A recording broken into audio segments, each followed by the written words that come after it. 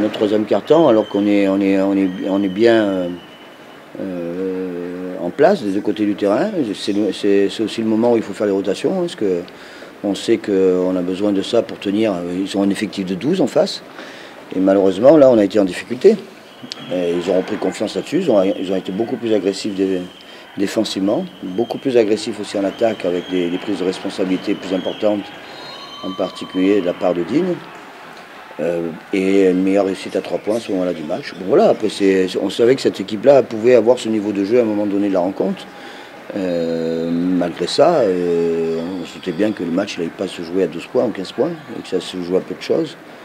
Et malheureusement, on ne joue pas ces dernières possessions. C'est pas pour autant qu'il faut penser qu'il n'y a pas une opportunité qui se présente à nous. C'est sûr que ça nous oblige à aller faire un résultat en Estonie la semaine prochaine. Voilà. Après, moi, j'aimerais bien avoir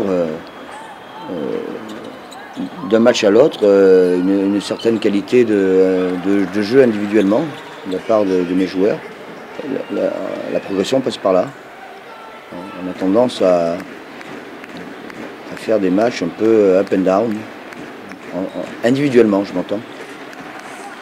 De ne pas avoir la même valeur de jeu d'un match à l'autre en l'espace de 3 jours. C'est l'apprentissage.